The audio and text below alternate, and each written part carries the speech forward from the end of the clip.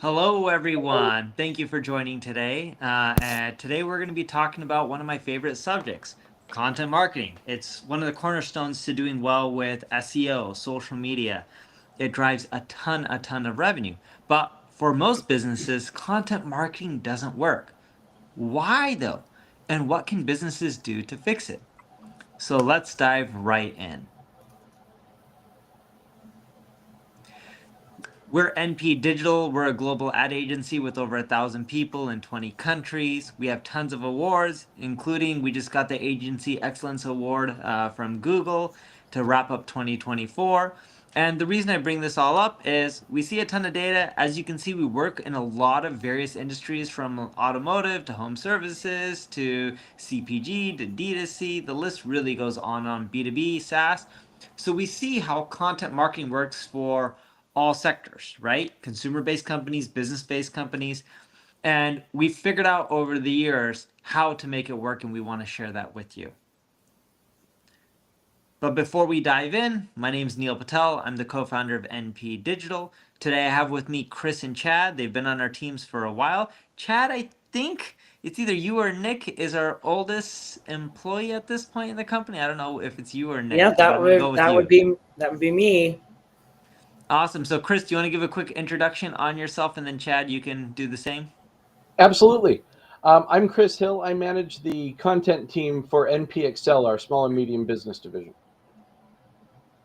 Yep. And hello, everyone. I'm Chad Gilbert. I'm the Vice President of Content Marketing at NP Digital, overseeing the US division. And as Neil mentioned, I've been around for the better part of almost 8 years now. So really excited to be here and share some of the information that we have for you in terms of making your content great and stand out from the rest in this saturated competitive market that we're in. So happy to be here. Yep. The first thing I want to highlight is digital content consumption is all-time high. The average US adult spends nearly 8 hours a day engaging with digital content. You think about television, you guys are all consuming digital content these days. It's no longer, oh, I'm flipping the channel and I'm watching the news or whatnot. This is why viewership on a lot of localized television channels are down, because everyone's turning to Amazon and Netflix and Apple TV and Disney Plus, right? The list goes on and on. But we see digital consumption continually rising in the up and coming years. We actually do not see it declining. So that begs the question, if digital consumption is up, why isn't content marketing not working for most people? Because people are consuming content, right? And I want to go into stats on some of the things you guys need to know. So first off, let's discuss the state of content marketing in 2025. At least 90% of organizations use content marketing. And when you think about the overall market, it's expected to reach 1.95 trillion by 2032. And 63% of businesses are planning to increase their content creation budget in 2025. What we end up finding out is the big thing right here is, although everyone is using content marketing, consumers are also being bombarded at the same time with tons of content and options, which makes them picky and choosing which ones they want to consume and which ones they don't. Which is why more than half of all businesses struggle with content marketing. 49% of businesses rate their content marketing performance as quote unquote effective, right? And a lot of those 49% who are saying they're effective, they're actually missing a key component, which is optimizing for conversions. And if they did that, they would actually see much better results. When you think about content marketing and SEO, it's among the most profitable strategies of 2024. This is why companies invest so much money in it, right? You look at paid advertising, it's super effective as well, but you got to keep spending to generate revenue. You stop spending, you don't generate revenue. Content marketing SEO do need to be maintained. You have to keep spending on them, but not at the rate of paid advertising. The other thing that I want to note here, and this is very important for businesses, really look at this graph. Doesn't matter if you're B2B or B2C, on average, people need to see your brand 3 to 23 times before they make a purchase, and depending on your price point. This right here is why content is super important. it allows you to provide those multiple touch points. If you don't provide them, people may see you, they may like what they see, but they're less likely to buy. And it needs to be the core of your lead generation strategy because it just converts really well. Content marketing generates 3x as many leads as traditional marketing, right? Whether this is for email opt-ins or whether it's for B2B leads or even, B2C, it doesn't matter. It is one of the most effective channels because you're creating goodwill. Unlike paid advertising when people know it's quote unquote an ad, this tends to create goodwill and it creates more people wanting to engage and opt in. So we wanted to take a look and see where folks are getting it wrong. If content marketing is only being viewed as effective, which is better than not effective, but it's not as good as delivering the expected return, where are businesses going wrong? We identified 6 things that we think that businesses are missing on. So I want to talk about those a little bit. And then I want to take a look at the trends for what we're seeing in terms of content marketing in 2025. And then I'll turn it over to Chad and he can give you some suggestions on how to really do content marketing well. So where are we missing? Problem number 1 that we've identified is that businesses have a lack of resources, whether they're financial resources or human resources. 71% of businesses have a monthly content marketing budget of under $1,000, which means they might not be putting enough investment to see the return that they expect. But also 77% of creative teams are struggling to create content at the expected speed. So not only are businesses not necessarily investing enough, but they may not be putting their money in the best places to get the expectations that they have. The second problem is that there seems to be a focus on quantity over quality of content. A lot of content is great, but if that isn't high quality content, it's not going to do you any good. On Google, pages with poor content can affect the performance of your entire site. So if you're publishing blogs that are weak in content, or if your web copy isn't delivering where it should be in terms of your sales funnel, then Google's going to identify that as a potential problem and lower all of your SEO rankings on your entire site, reducing traffic to everything that you're working on. On social media, we'll try that word again. Algorithms penalize you for content with low engagement. So if you're pumping out a bunch of content, but nobody's engaging with it, it's not going to do you any good. So the focus should be on and sorry to interrupt here, Chris. One thing I want all you guys to know, if you look at our social media strategy at NPD and even mine on Neil Patel, which pretty much is NPD, we test most things out on X before we place it anywhere else so we can figure out what's engaging because X isn't penalized on low engagement. So then that way we're not just pumping out a ton of crap, excuse my language, on all the other social networks and then having to get on their good graces. Absolutely. Quality, not just quantity. The next place that we're seeing businesses miss is a misalignment between the content type that they're creating and where their buyer is in their buyer's journey, where we think that their prime reader or engager is in their sales funnel.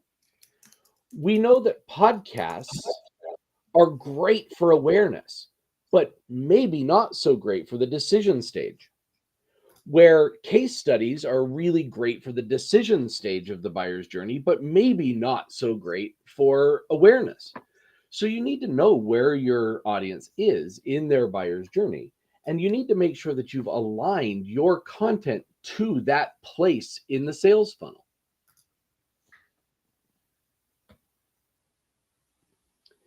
The next problem that we're seeing is that an awful lot of businesses are putting way too much stake in social media. Don't misunderstand. Social media marketing is really, really important, and it's really very effective. However, studies are showing that the return on investment declines in social media over time. the half-life of social media posts can be hours. Sometimes it can be days. Even if a post goes viral, it will fall away in terms of your return on investment. Whereas the investment in a blog post, as you can see in the chart on the right, can be 2 years or more for a single blog post, especially if you do what we're going to talk about in a little bit and keep that content updated. Keep an eye on social media. It can do you a lot of good, but it may not reflect the cost. On the chart on the left, you can see that the costs for social media have gone up and the average engagement for social media have gone down over the last 4 years. So make sure you're putting your money in the right places. And that may not only be social media. It certainly is social media, but a more diverse digital marketing approach can help drive better results. Problem number 5, and of course, this has been a new problem over the past couple of years, is an over-reliance on AI. AI is great. We've talked about it before. I've been on, I think, 2 different webinars with Neil already to talk about AI. We like AI, but AI without human intervention is not going to drive the results that you're looking for. What we see in the chart on the left is that content creators are using AI more than other marketers. And on the right, we're seeing that in terms of SEO in particular, it is simply not driving the results. It's fairly close, human generated versus AI generated content in the first month after content is posted. But by month 5, both readers and Google have figured out who wrote your content or who created your thing. And they're not engaging with it as they were in the beginning. This isn't to imply that AI is bad, but like we keep saying in webinars, and we'll keep screaming from the rooftops as long as we need to, AI without human intervention is not going to drive results.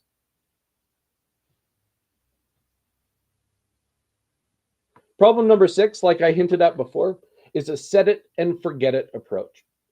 That is to say, if you create a piece of content and leave it and don't touch it again, you will eventually see a drop off in terms of engagement and in terms of growth.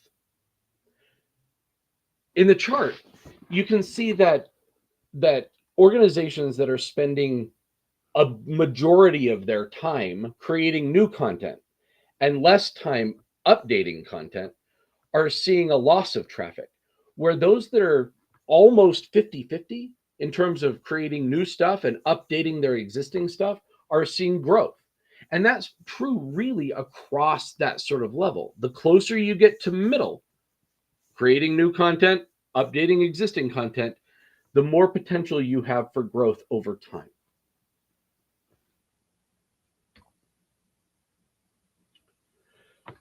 So if we're going to create new content, or if we're going to update existing content, what are some of the trends that you can pay attention to, that you can watch along with us to do this really well? Again, in a little while, Chad's going to talk about specifically how to do this really well, but what are some of the trends that can drive those decisions? In 2025, we think it's really important that you put your content where it matters. Make sure that you focus on the channels that really align with your strengths and with the preferences of your audience. We're finding that website channels, that blogs and web copy on your page, videos on your website are really effective. Display ads are perhaps less effective. Now, web copy and blogs on your site can be difficult to execute, but they're not the most difficult to execute. Organic search is difficult to execute. And of course, these go together. You'll want those to all work together. But spending your energy on your website can be a really great place to do that. Spending your energy on email marketing can be a really effective channel. Again, reasonably difficult to execute, but definitely worth the time. So make sure that you're hitting your audience where it matters.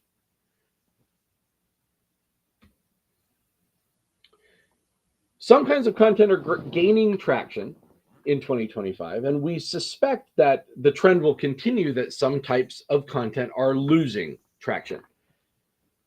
Like I talked about a minute ago, AI generated content is definitely growing. Short form videos are growing, interactive content, podcasts, and webinars. We're seeing flatter rates of growth in other areas. And then we're seeing things like white papers and ebooks that aren't necessarily growing at all. They're really declining in both usage and in traffic generation.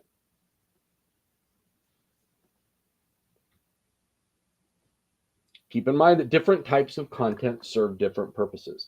This is always true. This has been true certainly throughout 2024. And as we enter further into 2025, we suspect this trend to continue. Blogs are great for SEO impact. They're great for that long-term growth. I'll come back to this idea in a moment, that blogs are a long-term investment. Podcasts and live streams are perfect for niche engagement. Webinars like this one tend to be really good for return on investment. They're really good for engaging with folks and keeping them engaged. We hope that you'll stay engaged with us even when this webinar is over. Email newsletters are excellent for relationship building, and live and short form videos are really, really good for quick payback, but they may not last in terms of longevity. Different types of content serve different types of purposes.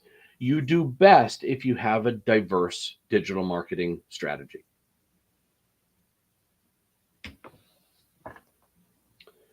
You'll also want to match your content format to your audience need and funnel stages. Maslow's pyramid of content suggests that the majority of your content should be essential content, like blog posts or social media posts, newsletters, press releases, whereas searching for and targeting those viral and shareable content, short form videos, memes, and tools, while they're really important, may not be the best place to spend your time and your energy. What's really cool about this chart is that if you flip it upside down, it's almost the sales funnel. Your essential content, blog posts, social media posts, that's your top of funnel informational content. In the middle, you've got your heavy engagement content. It's great for those that are really in the investigative stage of the sales funnel. And then in the decision-making stage, that conversion-driven content like webinars or case studies matches the audience intent. So pay attention to what your audience needs and where they are in the sales funnel, and really how we want to get at that particular portion of the audience. Yeah, and when you look at the viral content, most of it is A, hit or miss, so you don't want to spend tons of time, and B, it doesn't really grow the business in the long term the way most people think. So like you think about that dude, I forgot what his name was. He had a tattoo, I think, on the side of his neck, and he was longboarding to work because his car wouldn't start, and he was drinking cranberry juice from like that big, bottle of cranberry juice that you can buy from the supermarket. And it went viral. And then everyone started drinking cranberry juice and longboarding, and Ocean Spray sales for cranberry juice went through the roof. Well, at the end of the day, he's gone viral. What now? Right? Going viral and getting tons of views doesn't mean anything. Or like that girl I was checking out the other day who created that song, I'm looking for a man in finance, 6'5", blue eyes, trust fund, right?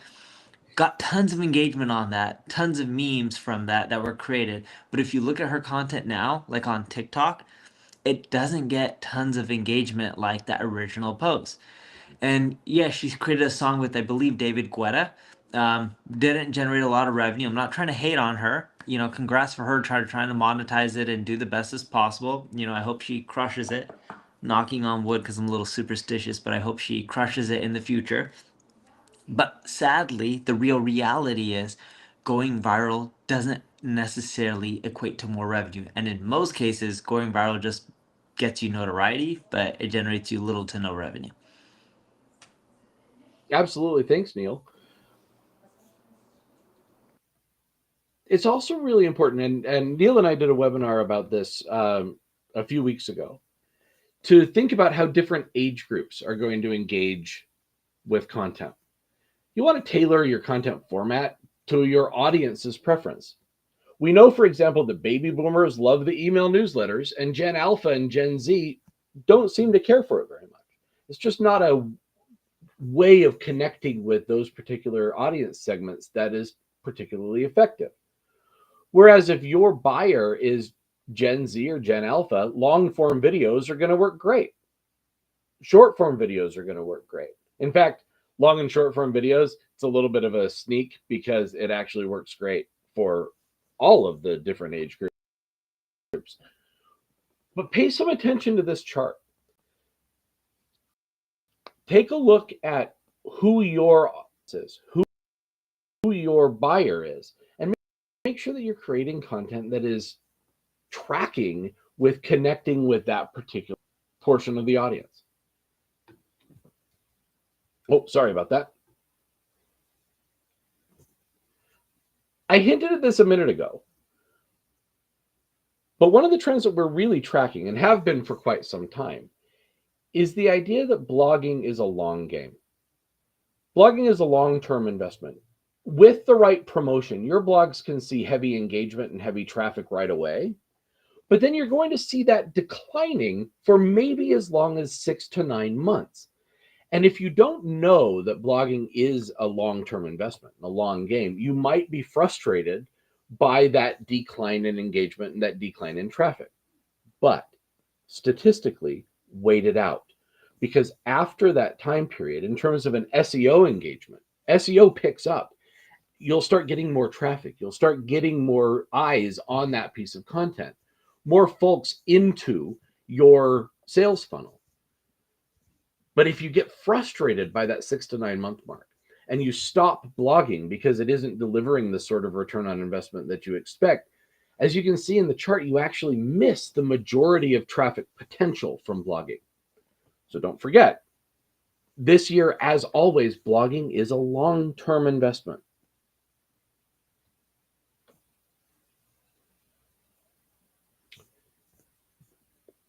Equally long-term investment is social media.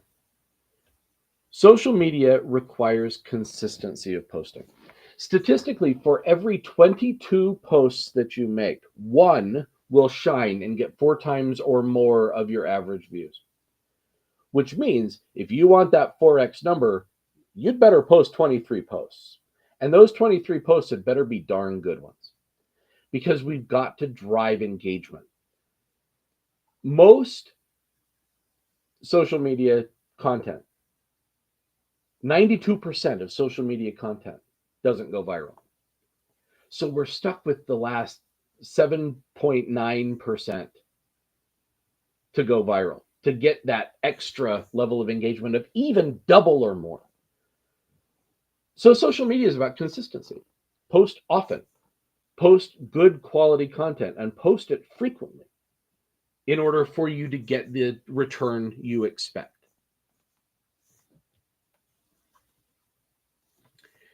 Don't be fooled into thinking that influencer partnerships have to be celebrity endorsements or nothing. What we're seeing in 2024 and what we're predicting throughout 2025 is that your return on investment for influencer marketing is actually going to be better and more profitable if you are engaging with micro influencers or mid-size influencers than if you're engaging with celebrities or macro influencers. Partially it's because of the cost, but also the potential audience reach and trust from a micro influencer or mid-size influencer is simply higher than with a celebrity endorsement. Influencer partnerships can be profitable, but you're going to do better if you engage with micro influencers or mid-size influencers.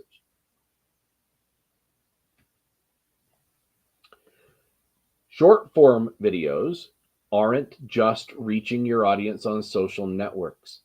Google is ranking more long form videos than short ones, but we're seeing a trend that is shifting toward short form video content. It's worth your time to create short form videos, and not just for your social networks. Make sure that you're sharing those on your website. Make sure that you're sharing those in other platforms because they are driving engagement, and Google is starting to pay more and more attention to short form videos. At the same time, webinars and podcasts foster deep engagement. We got you here, didn't we? Webinars are great for connecting with your audience, for having conversations. We're going to take questions later. This sort of format is great for that. Podcasts are great for deep engagement. The best time to run a webinar, we think, is Monday through Thursday between 9 a.m. and 12 p.m. There's a funnel on how to promote a podcast and how to promote a webinar. You'll want to promote it. You'll want to have your live session, a replay of your live session, and then a follow-up. And if you do that, you can really help drive that deep engagement, which again, that's what this sort of content is for. At the same time, white papers and ebooks are, as I showed you on the chart earlier, they're sort of losing some ground in terms of overall engagement and use. But that may be because a lot of businesses are using them only as lead generation tools. White papers and ebooks are more than lead gen tools. If you pair them with a unique landing page, that landing page can be indexed and optimized for SEO. You can use that to drive organic traffic, not just to your ebook or white paper, but to your entire site, and help folks decide to enter into your sales funnel at that point.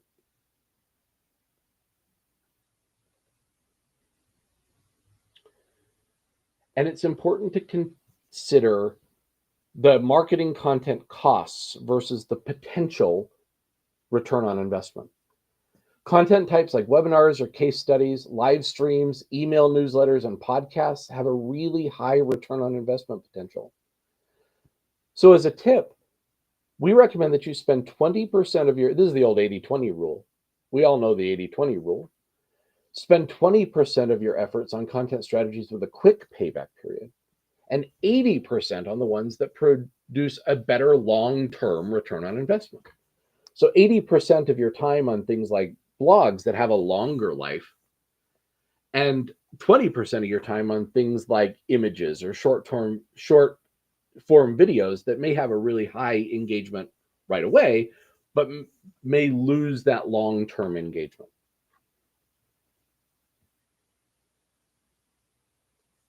Creating content also isn't enough.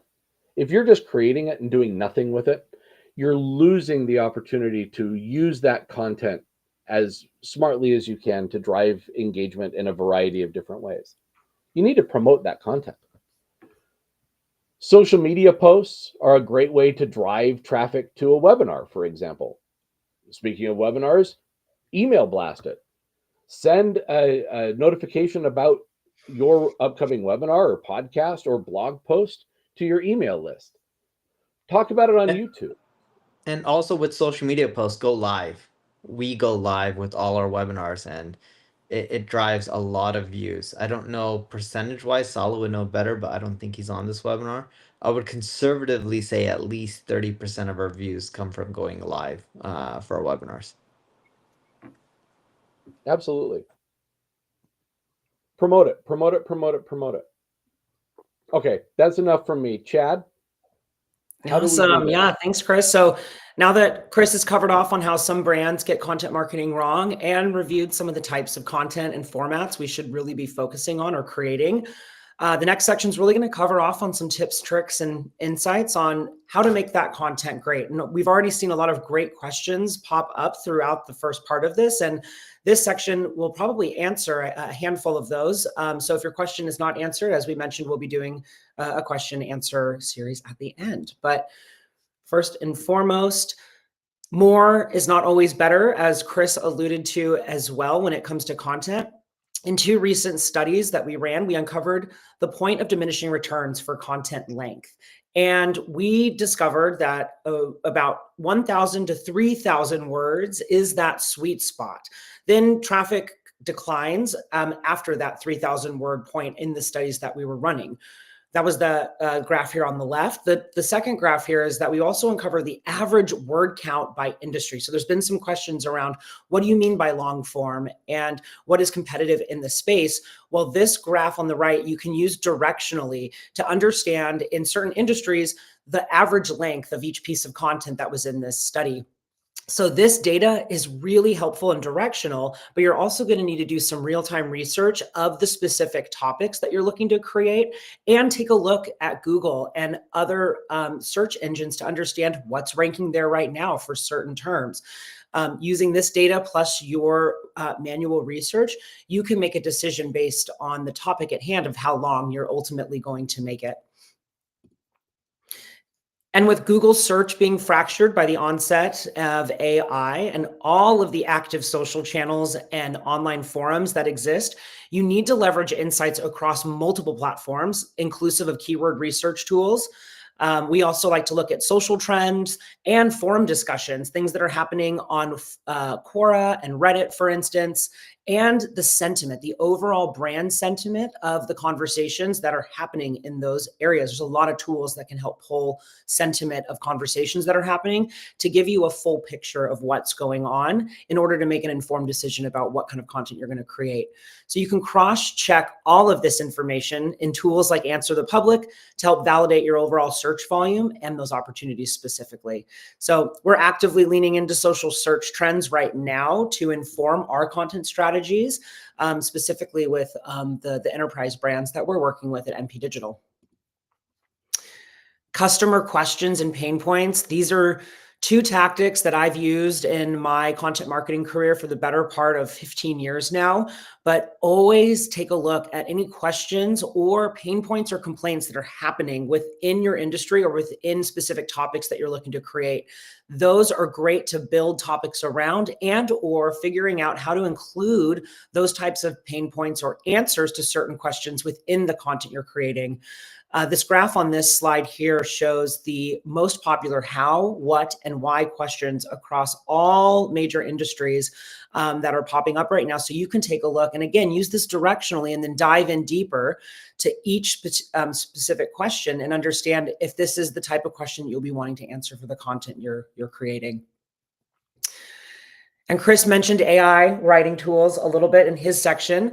So I'm going to touch on it here as well, but they're a really great tool and help for us to really understand how to research and outline specific pieces or chunk out pieces of copy. Ubersuggest has a writing assistant, and it's the perfect tool to help do those types of activities. It even helps produce full drafts of copy as a first draft or a starting point to understand where you want to go to enhance that piece or change it accordingly. Rule of thumb here is you never use AI generated copy as is. So you always want to review and enhance the writing and make sure that it hits your style, tone, and voice and any other brand guidelines that you are following. In addition to Ubersuggest's writing assistant, I personally really enjoy ChatGPT Pro and Claude as two other writing assistants mixed in with Ubersuggest. As you know, there are hundreds of AI tools out there these days that can do 1 to 100 things, and we like to test and use a mix of them in our strategy. AI writing assistants are also a big help when it comes to repurposing content for other channels. So optimizing your content for more than just Google and search engines is not just the only thing you need to focus on anymore. It's more important than ever to optimize everywhere that your audience is going for information. So customers, we all know that they now have endless options when it comes to platforms and research and engage those specific channels before making decisions.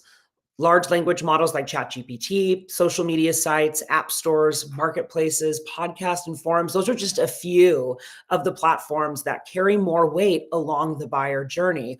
When a trigger moment happens for a user specifically, they have all of these different touch points and areas to go to find information and engage with information or your brand. So be sure to be present in those moments that matter.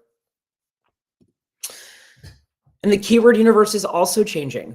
The graph here on this slide highlights the results of a recent study we ran on the average search query lengths for the last decade. And people are more comfortable with conversational long tail searches today than they were prior to 2013. So this graph just shows the amount of words that are in each search, where it used to be 1 or 2 10, 20 years ago. Nowadays, it's 4, 5, even more words as a conversational, or the intent and the comfortability of the searcher is changing. And now more than ever, Google and users want EEAT.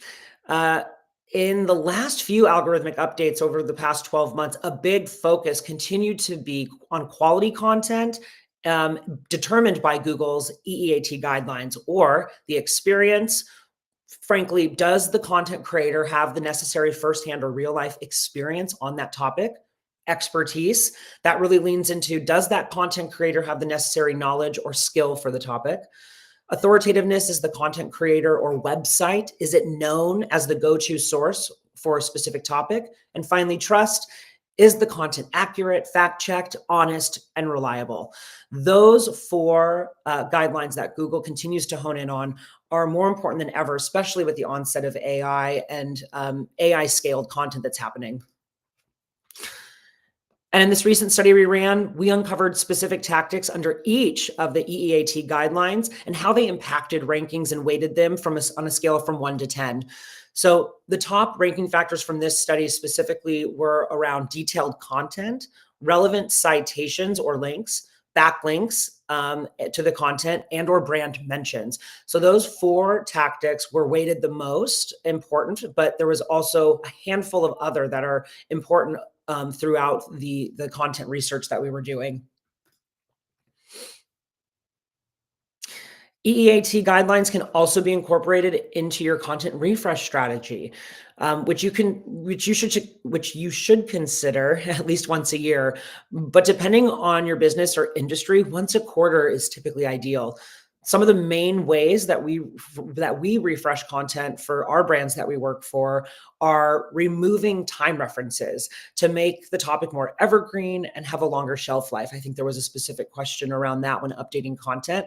A lot of the times we like to leave that date out so that you can continue to update that content on a quarterly or yearly basis, and leave that evergreen experience, and again, maintain or continue that shelf life of that piece of content.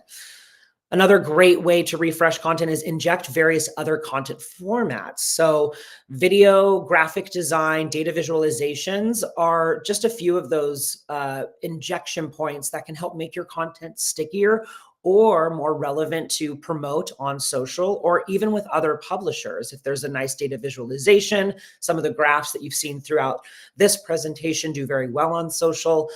So think of that, because if there's a piece of content already created, it's really easy to use AI to help repurpose or create some new formats to inject on that piece. A few other tips for updating content is rework the main title and H2s throughout, making sure that it's aligned and relevant for the SEO research and keywords that you're going after, and make sure the structure format of the content is user-friendly as on-site experience for users and for Google's robots to crawl is very important these days, and also helps increase your visibility in ranks.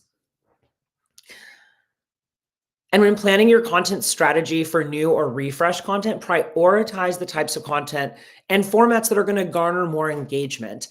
So the graphs highlight here the content formats on the left and the types of content on the right that performed the best in these recent studies. So short form videos are leading the way right now with the most engaged content format at about 31% engagement rate on social, and how-to and listicle type articles fared the best in terms of the types of content. So 38% for how-to and 32% engagement rate for listicle type articles in this particular study. Now, keep in mind in this study, the graph on the left, right, it breaks down the most popular content formats, which Chad described, but the text-based content is in that other bar. So then we took, right, and we took that other, at least the text part of it, and we ended up breaking down, all right, listicles, how to, and then that way you can end up seeing the types of content that are text-based that are doing quite well. Yes, thanks, Neil. And align your content with search intent, which has kind of been an overarching theme throughout the last few slides. But in addition to the specific keywords you're targeting for content, you also want to be sure that you're aligning content to the specific search intent. Informational content typically attracts and educates at that upper funnel experience. Navigational content helps users find you, and transactional content will help that user make a decision. So just a quick high level of kind of that types of content that you're thinking of throughout the funnel, and making sure that you're aligning specifically to each one of those steps if it's a topic you're going after, and you want to make sure that you create enough content to suffice that user's journey. So we touched on some ways to produce great content and touched a little on various content types and formats. We're now going to hone in on how to make your content more engaging, which is also in turn going to help it make it perform better. First and foremost, brevity and clarity rule when it comes to engaging content. So from 2000 to 2015, our attention spans decreased by 25%, and adults have about 8.25 seconds of attention. So catching their attention needs to happen quick. This is one of those reasons why short form video is a top performing format of content right now, because it's able to engage within that first 8 seconds typically, if it's visually appealing and there's a hook that attracts those readers and gets them to stick. And in a recent survey, we ranked average attention span by content type and how long you have to capture that attention for that user. So webinars led the way with about 4 minute and 45-second attention span for the user during that experience. And newsletters and images were last with about a 2 and a 1% or 1 second attention span respectively for those static images and newsletter content.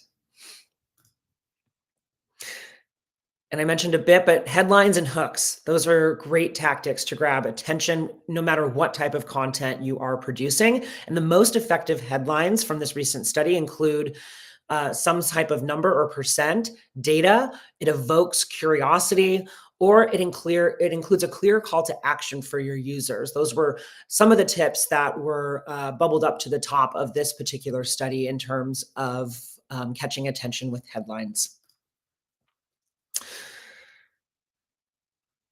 And a major question that we continuously ask ourselves is AI our ally? And while AI is a great tool, as I mentioned, to support your content marketing and production needs, you should still remain skeptical and vigilant. Remember that this is a great tool, and these tools are great for ideation and research. It's great for updating and repurposing existing content or something that's already been finalized and drafted by a human and reviewed accordingly. And it can support you with tracking and data analyzation.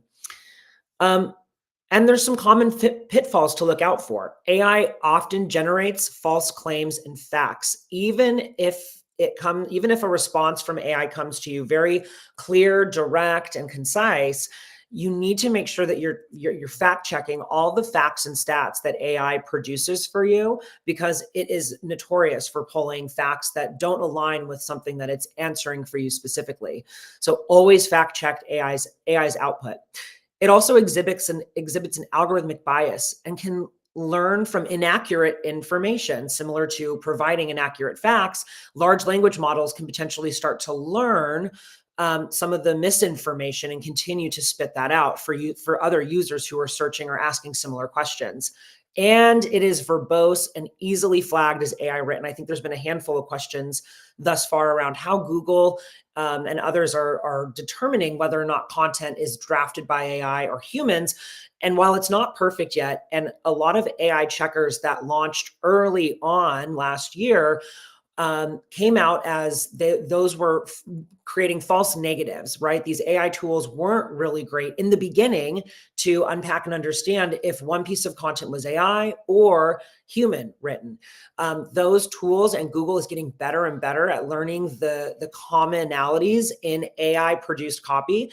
Again, verbose, it uses a lot of leading sentences.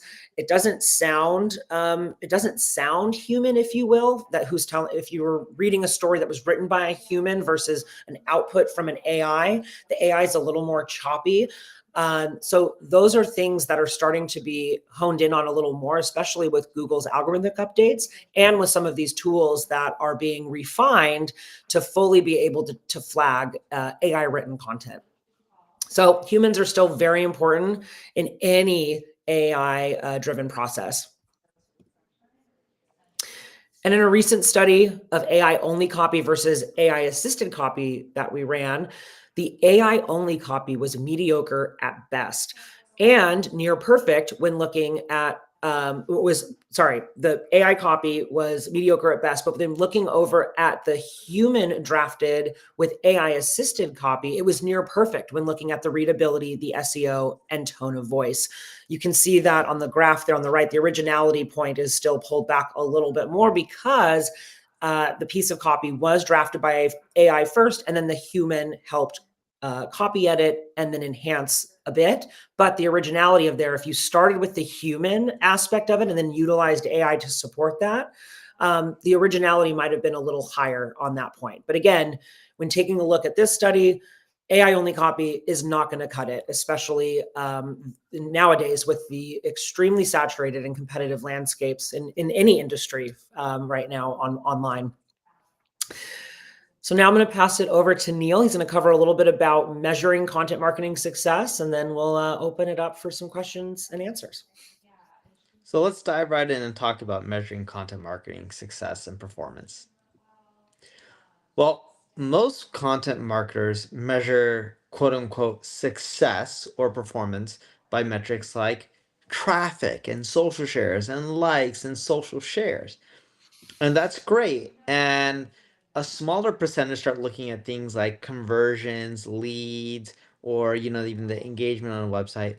But the real metric to look at is ROI. Because at the end of the day, if something is generating a direct ROI or an indirect ROI, you're going to be much better off. Now, we've done some experimentation, not really experimentation, but tracking. We did a study with quite a few businesses that stopped producing content on social media, and we saw their revenue decline, their social traffic decline much faster.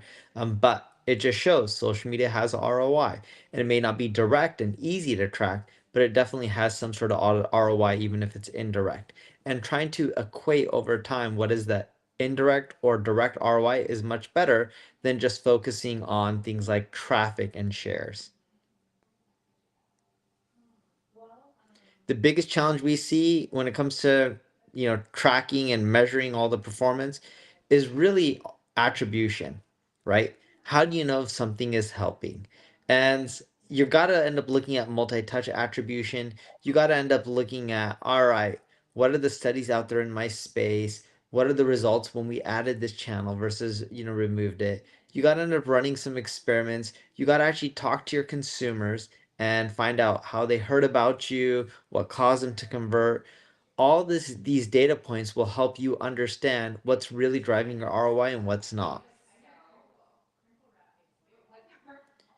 And what I really recommend is when you're thinking about ROI, you got to look at leads, your conversions, the revenue, right? How many people were added, let's say, to email lists from all these channels? Well, okay, from the email list, how many of them came from your content marketing? What is your email list generated in revenue on a monthly basis? When you start getting into the nitty gritty, you'll be able to figure out what's working and what's not. And this is the biggest reason content marketing doesn't work for most businesses, because they're not ROI focused. And the way you want to slice and dice it is going to vary business to business, but it all really boils down to ROI. If you can figure out what's generating your ROI, double down on that. And the stuff that's not working as much, assume your data is accurate, shift away your focus from some of those efforts. If they're focused on branding, have a nice balance, because branding is important. I don't think it's all about performance and direct ROI. That should be a key component. Some things are great for branding, and a lot of consumers make their choices because of a brand. You want athletic shoes? A lot of people just think Nike because they've heard about it so many years. Want an electric car? A lot of people think just Tesla because it's been out there for so long and it's really known as that electric car, right? And brands, your brand that you end up creating for your business, that is your real moat. People can copy your features, the technology, and all this kind of stuff over time. They can copy a lot of your marketing, but the brand that you have is your real moat. Chad, Chris, and I can go create Michael Jordan shoes, and they would be just as comfortable and look as good, assuming we knocked it off. But we won't sell anywhere, not even 1% of what Michael Jordan sells, because we don't have that logo. It's that brand that really sells those shoes. It's not the quality. I'm not saying the quality's crap. I'm just saying it's that logo of that Jumpman that really sells the shoes. So if you need help fine-tuning your content strategy and you want to work together, scan that QR code with your phone, and you can end up just filling out the form and we can jump on a call, or you can just go to npdigital.com and we can help you with content, SEO, social media, whatever it may be that you're struggling with in marketing, we can help. All right, so let's dive into some Q&A. What do we got, Colin? The first question is a Q&A question. That's weird. So good stuff, everyone. Some of the questions were answered throughout the presentation. So if I ask it again, I apologize. It's hard to keep track of everything. But Chad and Chris, if there's a Q&A section on your website, maybe behind tabs or a learn more type of link or like a little plus symbol that's invisible at sort of first glance, but if you click on it, it sort of expands. I mean, we historically have called this an information drop or an eye drop or things along those lines. Is that content beneficial for search and SEO? Yes, it is. Absolutely. Correct? Yes. And it just depends on, I've worked with brands who wanted that to be a little cleaner on a specific type of landing page, and cleaner meaning they don't want long form content above or below a fold or any information on a specific page. So they've done the accordion style. Google can still crawl that. I would say from a user experience, it is just a bit fractured. It's not completely derailed the user experience because obviously you can click through to those question and answers. But again, it just depends on what the page is, what the goals of those pages are that you're adding that content to. But whether it's in an accordion style or hidden, if it's on the site, it is still being crawled by Google and does provide value. Yes. That can also, you can also augment that SEO value a little bit with a FAQ schema. If you do a schema in the back end of your site that tells both Google and Bing and other engines that crawl that page contains an FAQ, then it's more likely that content may be pulled into like a AI overviews answer or a people also ask answer. Great addition. Thank you for that. Neil, I've got a tough one and might be hard to answer this one, but I'm going to ask it anyway. Any suggestions on how much budget should be dedicated for content marketing? Tough one to answer. Specific for B2B and a SaaS business. Any thoughts? Yeah, so given where you come from. B2B and SaaS content marketing actually drives a ton of your leads and signups over time. It should be a good chunk of your marketing budget. I would say more than 30%. Less than 50, but it's going to be probably around 30-ish% to 35, somewhere in that range. My background's actually B2B SaaS. It's actually not marketing, even though we have a marketing agency.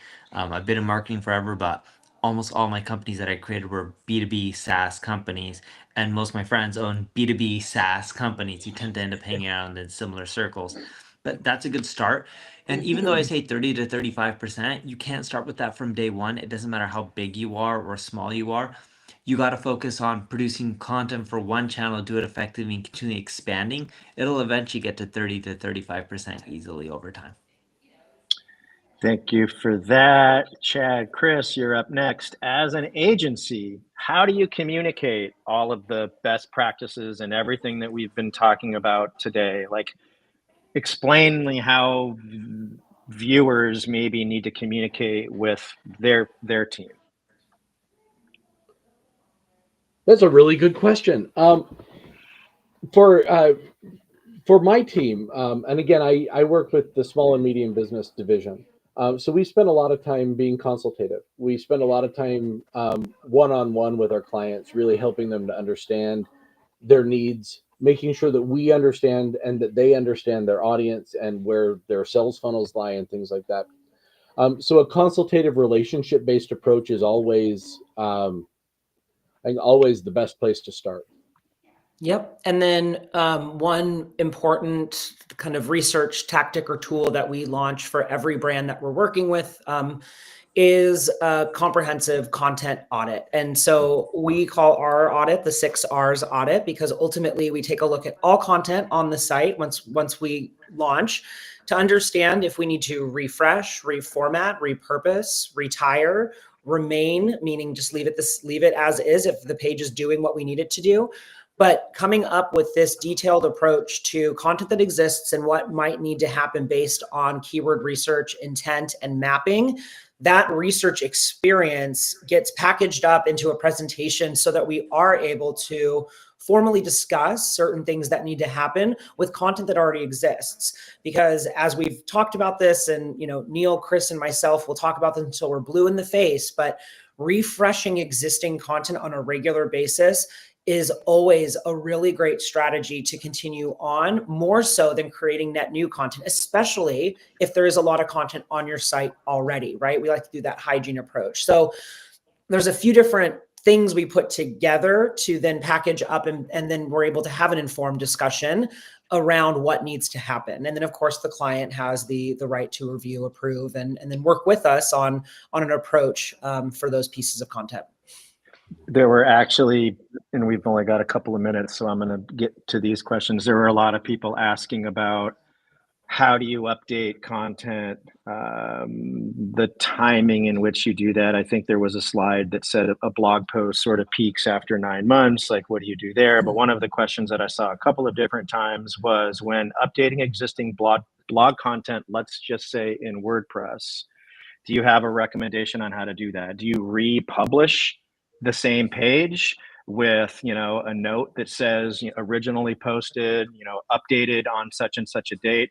There were a couple of questions about that, and maybe either Chad or Chris or Neil can answer that. And then there was another related one. Like, let's say you have a piece of content that speaks to best of 2024 or best of 2025. Like, what's the recommendation there? I mean, I can tell you through my own experience. Yeah. I mean, I think of e-commerce clients, Black Friday, Cyber Monday, like keep the page live. And, So what I would end up doing is, for your best of 2025, best of 2024, do not put the year in the URL, so that way you don't have to keep republishing it. When you update content, you don't have to publish a whole new post. You just update that post right then and there. As for the date, Chad, Chris, what did we end up doing for the date? I know we ended up updating the date, but did we end up putting originally written on and then updated? I think from my understanding, don't we usually just put the current date that was just updated on? Chad, Chris? We generally, for SMB clients, we generally recommend against dates on their site, like a published by date in the first place. We could update that date to the current. But if you in WordPress and then ask Google to re-index it, it's going to Google will identify it as new content. Oh yeah, that's right. Even on our blog, we don't even put the date. We just removed it altogether. It was just easier. Yeah, it depends. And I date as well, keeping it evergreen. Now there are some clients might want to keep dates for various reasons. If then yes, stating this was updated on, republish the reformatted or refreshed piece. Obviously, a lot more that you're changing than just the date. All those other changes, include of noting the date, are important. Piece or updated piece of content. Awesome. Cool. And don't put dates in your URL. You'll do better if you have no dates in your URL. We've ran a lot of experiments with that. And if you have dates in your URL, fix it, do a 301 redirect, and change your internal links as well. But I know we're out of time. I appreciate all of you guys taking the time and energy to be here, especially on a busy Tuesday. If any of you guys want to work with us, just hit us up at npdigital.com. Cheers, everyone. Thanks, everybody. Bye-bye. Bye all.